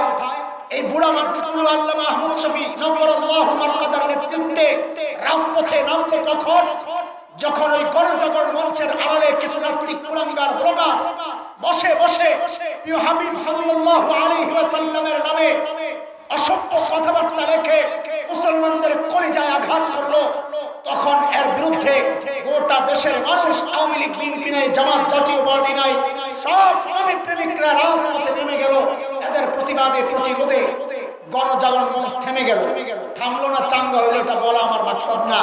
আমি শুধু একটু কথা বলার জন্য সূত্রটা টানলাম। ওই গণজাগরণ মঞ্চের খুব কাছেই আমার অবস্থান। শাহবাগ থেকে ঢাকার সায়েন্স ল্যাব 1.5 থেকে 2 কিলো। গণজাগরণ মঞ্চের উত্তাপ, সেই দিনগুলোর উত্তাপ আমার শরীরেও লাগে। ওই যে মানুষ আসা যাওয়া করে দেখি, গাড়ি ঘোড়া বন্ধ, বুঝতেছি কিছু একটা হইতেছে। একদিনের ঘটনা, সায়েন্স ল্যাবরেটরি মোড়ে একটা লম্বা ফুট ওভার ব্রিজ আছে, লম্বা। একদিনের ঘটনা, ওভার ব্রিজ উত্তর দিক থেকে দক্ষিণ দিকে আমার গন্তব্য। এক যুবতী মা তার ছোট্ট বাচ্চাকে নিয়ে দক্ষিণ দিকে আসতেছে, আমাকে ক্রস করবে। এরে ভাই, আই উইটনেস, এটা কারো শোনা কোনো কথা নয়, আমার সাথে হওয়া, একদম আমার সামনেই হওয়া ঘটনা। এটা আমার সাথেই হওয়া বিষয়। আমাকে যখন যুবতী মা ক্রস করবে, তাদেরকে দেখে আমার বুঝতে বাকি নাই যে তারা গণজাগরণ মঞ্চ থেকে আসছে। গেটআপ, সেটআপ, পোশাক আশাক, তাদের বেশভূষা, হ্যাঁ, তাদের সাজসজ্জা, অঙ্কন, উল্কি, পতাকা, এগুলো দেখে আমি বুঝেছি গণজাগরণ মঞ্চ থেকে এসেছে, আসতেই পারে, আমার কোনো আপত্তি নাই। এক মায়েরই দায়িত্ব এটা, সন্তানের হৃদয়ে দেশপ্রেম জাগাবে, সন্তানের হৃদয়ে ঈমানী চেতনা জাগ্রত করবে, এটা তো মায়েরই কাজ। মা হয়তো সে কাজটা করতে গিয়েছে, যেতেই পারে, আমার কোনো আপত্তি নাই। কথাগুলো ভেঙ্গে ভেঙ্গে এই জন্য বলছি, কেউ যেন রাজনীতির গন্ধ টেনে না আনে, এই কথা থেকে ভুল দিকে না যায়, এই জন্য কথাগুলো বারবার উচ্চারণ করছি। এরে দোস্ত, যেতেই পারে, আমার কোনো আপত্তি নাই। আপত্তির আর বিপত্তির জায়গাটা আমি শোনাচ্ছি আপনাদের। ওই মা যখন আমাকে ক্রস করছে, আমি যাচ্ছি, তিনিও আসছে, ঠিক আমাকে ক্রস করার মুহূর্তে মা তার ছোট্ট বাচ্চাকে শিখায়া দিচ্ছে, আমাকে দেখায়া দেখায়া বলার জন্য, বল তুই রাজাকার, তুই রাজাকার, তুই রাজাকার। এরে দোস্ত, এই ছোট্ট বাচ্চা গণজাগরণ মঞ্চে গিয়ে জেনেছে রাজাকার এক দুষ্ট চরিত্রের নাম, সন্ত্রাসী লুটেরাদের নাম, রাজাকার ধর্ষক আর খারাপ মানুষের নাম। কিন্তু এই বাচ্চা জানে না রাজাকার দেখতে কেমন। মা তার সন্তানকে শিখায়া দিচ্ছে রাজাকার দেখতে হচ্ছে দাড়িওয়ালা আর টুপিওয়ালা। আমাদের স্পষ্ট কথা, আবারও বলি, ভুল বুঝবেন না, আপনি কোন দল করেন, আমি কোন দলের বিরুদ্ধে বলতে আসি নাই, কোন ব্যক্তিকে আঘাত করতে আসি নাই। আমরা একটা চেতনা লালন করি, সেই চেতনার কথাগুলো বলি। কার বিরুদ্ধে যায় এটা আমার জানার বিষয় না। আমরা এক পথ ধরে চলছি, আমাদের একটা রুট আছে সিরাতে মুস্তাকিম, সেই পথ ধরে যখন চলি তখন কার উপর দিয়ে যায়, কাকে কাটতে হয়, কাকে ফুল দিতে হয়, আমাদের দেখার বিষয় না। সামনে যে পড়ে সেই ফুল পায়, ডান বাম থেকে যারা টানতে চায় সেই আঘাত পায়। এটাই আমাদের চলার নীতি আর গতি। কথা বলেন ঠিক কিনা? আমাদের স্পষ্ট কথা। এরে দোস্ত, 1971-এর মুক্তিযুদ্ধ তো দাড়ির বিরুদ্ধে হয় নাই, 71-এর মুক্তিযুদ্ধ তো টুপির বিরুদ্ধে হয় নাই, 71-এর মুক্তিযুদ্ধ ছিল জালেমের বিরুদ্ধে, মজলুমের প্রতিরোধ। আমরা আশ্চর্যের সাথে লক্ষ্য করেছি, এটা আমাদের গর্ব। কয়েক বছর আগে এক সংগঠন মুক্তিযোদ্ধাদেরকে সম্মাননা ক্রেস্ট দিয়েছিল, আমরা গর্বের সাথে লক্ষ্য করেছিলাম অধিকাংশ মুক্তিযোদ্ধার মুখে দাড়ি, মাথায় টুপি। আপনাদের চট্টগ্রামের সাবেক মেয়র ছিল কিনা মহিউদ্দিন চৌধুরী সাহেব, মুক্তিযোদ্ধা, মুখে দাড়ি ছিল, মাথায় টুপি ছিল, বুঝে নিয়েন কথা। ঢাকার মুক্তিযুদ্ধ জাদুঘর ইতিহাসের সাক্ষী হয়ে দাঁড়িয়ে আছে, যা দেখো দেয়ালে সাঁটানো আছে রাজাকারদের ধরার ছবি। সেখানে আমরা দেখেছি অধিকাংশ রাজাকারের মুখে দাড়ি নাই, মাথায় টুপি নাই। মুক্তিযুদ্ধের ইতিহাস আমরাও পড়েছি, তুমিও আরেকবার পাঠ করো, দেখো বহু মুক্তিযুদ্ধ অভিযানে বের হওয়ার সময় 2 রাকাত সালাতুল হাজত করে বের হতে। 7ই মার্চের বঙ্গবন্ধুর সেই রেসকোর্সের তত্ত্ব ভাষণ আজ আমাদেরকে আন্দোলিত করে। সেদিন স্বাধীনতার মহান ঘোষক বলেছিলেন, এবারের সংগ্রাম মুক্তির সংগ্রাম, এবারের সংগ্রাম স্বাধীনতার সংগ্রাম। রক্ত যখন দিয়েছি, রক্ত আরো দেব, তুমি দেশকে মুক্ত করে ছাড়বো ইনশাআল্লাহ। স্বাধীনতার ডাক দিয়েছেন যেই মহান নেতা, ইনশাআল্লাহ বলে সেই আন্দোলন, সেই প্রতিরোধ, সেই মুক্তিযুদ্ধ ইসলামের বিরুদ্ধে হতে পারে না, দাড়ির বিরুদ্ধে, টুপির বিরুদ্ধে হতে পারে না। তাইলে আমাদের জিজ্ঞাসা, এরা কারা যারা মুক্তিযুদ্ধকে দাড়ির বিরুদ্ধে দাঁড় করাতে চায়, যারা দাড়িওয়ালাদেরকে ভাসাতে চায়, অপপ্রচারের মাধ্যমে বিতর্কিত করতে চায়, এরা কারা? খোদার কসম, এর সাথে আওয়ামী লীগের সম্পর্ক না বিএনপির সম্পর্ক, এরা হচ্ছে নব্য আবু জাহেল। ওই যুগের আবু জাহেলরা ডাইরেক্ট বলতো, লা তাসমাউ লিহাযাল কুরআন ওয়ালগাউ ফি, কুরআন শুনবা না, কাউকে শুনতে দিবা না, শয়তান বড় বাটপার। এই যুগের আবু জাহেলদেরকে দিয়া ডাইরেক্ট ওই বক্তব্য দেওয়ায় না, ভিন্ন পদ্ধতিতে উম্মাহকে কোরআন থেকে দূরে সরানোর চক্রান্ত করছে। কেমনে? নারীর বিরুদ্ধে, টুপির বিরুদ্ধে, আলেম ওলামার বিরুদ্ধে, মাদ্রাসার বিরুদ্ধে অপপ্রচারের মাধ্যমে একটা নষ্ট প্রজন্ম তৈরি করছে, যাদের অন্তরের মধ্যে নারীর প্রতি ঘৃণা তৈরি হবে, টুপির প্রতি ঘৃণা তৈরি হবে। আস্তে আস্তে এই প্রজন্ম নারীওয়ালা থেকে, টুপিওয়ালা থেকে দূরে সরে, কোরআন থেকে দূরে সরে যাবে। শয়তান তার মিশন বাস্তবায়ন করবে। আল্লাহ বান্দাকে মালিক থেকে বিচ্ছিন্ন করার জন্য তার যে মিশন ছিল কোরআন থেকে বিচ্ছিন্ন করা, সে মিশন সে ভিন্ন পদ্ধতিতে বাস্তবায়ন করতে যাচ্ছে। এর অবস্থা আমাদের স্পষ্ট কথা, বাংলাদেশে ইসলাম কচুরি পানার মতো ভেসে আসছে। এই দেশে ইসলামের গোড়ায় শাহজালালের রক্ত ঝরেছে, কথা বলেন ঠিক কিনা? এই দেশে ইসলামের গোড়ায় মুফতি আজিজুল হক রাহমাতুল্লাহি আলাইহির চোখের পানি পড়েছে, কথা বলেন ঠিক কিনা? এই দেশে ইসলামের গোড়ায় হযরত হাফিজের চোখের পানি পড়েছে, কথা বলেন। এই দেশের রাজপথ, এই দেশের জমিনে আল্লামা আহমদ শফির মুবারক কদম স্পর্শ করেছে। এই দেশ থেকে ইসলাম নিশ্চিহ্ন করা এত সোজা নয়। শুনে রাখ কুলাঙ্গাররা, ৭১ দেশ মুক্তির জন্য একবার মুক্তিযুদ্ধ হয়েছে ঈমান রক্ষায়, নারী রক্ষায়, দিন রক্ষায়। যদি আরেকটি যুদ্ধের প্রয়োজন হয় আবারও যুদ্ধ হবে, আবারও যুদ্ধ হবে, আবারও যুদ্ধ হবে।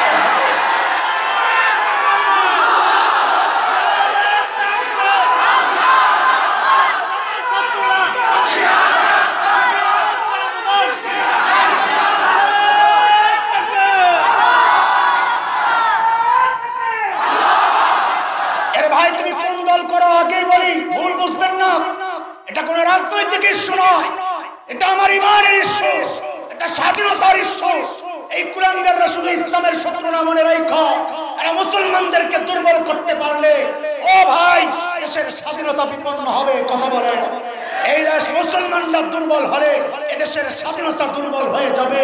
মানচিত্রকে খোঁজে খাওয়ার জন্য শকুনের আনাগোনা পরিলক্ষিত হচ্ছে। ওই শকুন সবল দেওয়ার অপেক্ষায় জাগো মুসলমান, ৭১-এর চেতনায় আবার জাগো, বদরের চেতনায় জাগো, বালাকোটের চেতনায় জেগে তাদেরকে পাল্টা হুমকি দাও।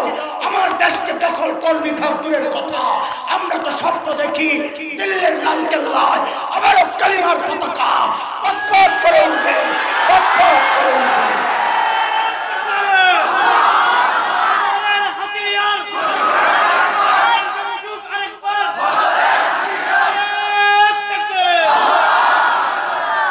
বিশৃঙ্খলা সৃষ্টি করতে চাই না, কিন্তু আমাদের সরলতা, আমাদের ভদ্রতাকে যেন কেউ আমাদের নম্রতা আর দুর্বলতা না ভাবে, কথা বলেন ঠিক কিনা? আমাদের এই মানুষগুলোর কাছে অস্ত্র নাই, এই মানুষগুলোর কাছে বোমা নাই, কিন্তু এই মানুষগুলোর কাছে একটা শক্তিশালী ঈমান আছে, কথা বলেন। আর যার ঈমান আছে তার মাওলা আছে, যার মাওলা আছে তাকে পরাজিত করে এমন কোন শক্তি দুনিয়ায় নাই। মালিক বলেছেন নবীকে সান্ত্বনা দিয়ে, ফাইন তাওয়াল্লাউ ফাকুল হাসবিয়াল্লাহ লা ইলাহা ইল্লাহু আলাইহি তাওয়াক্কালতু ওয়া হুয়া রাব্বুল আরশিল আযীম।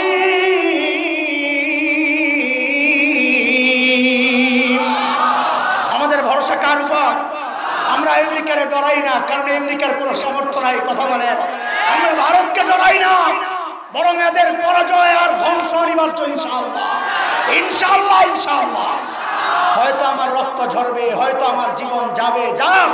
আমার রক্তের পিচ্ছিল রাস্তায় যদি ইসলামের ঝান্ডা উত্তোলিত হয়, আমার লাশের উপর যদি ইসলামের ঝান্ডা দাঁড়ায় যায়, এইরকম হাসান জামিল, কোটি হাসান জামিল নিজের জীবন দিতে প্রস্তুত আছে ইনশাআল্লাহ। আরে প্রস্তুত আছো ইনশাআল্লাহ, ইনশাআল্লাহ, ইনশাআল্লাহ। আমাদের এই মুরব্বীরা যদি ডাক দেয় ঈমান রক্ষায়, দেশ রক্ষায়, মানচিত্র রক্ষায়, রক্ত দরকার, জীবন দরকার। আল্লাহকে সাক্ষী বানায়া হাত তুলে দেখাও কে কে জীবন দিতে প্রস্তুত। আল্লাহ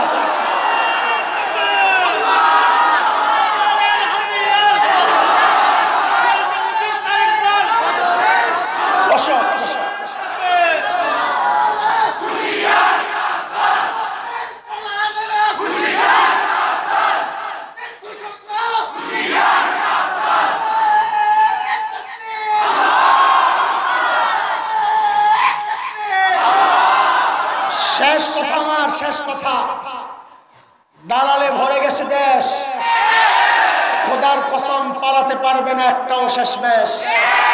ইনশাআল্লাহ, ইনশাআল্লাহ, ইনশাআল্লাহ। ওয়া মা তাওফীকি ইল্লা বিল্লাহ ওয়া আখিরু দাওয়ানা আলহামদুলিল্লাহি রাব্বিল আলামিন।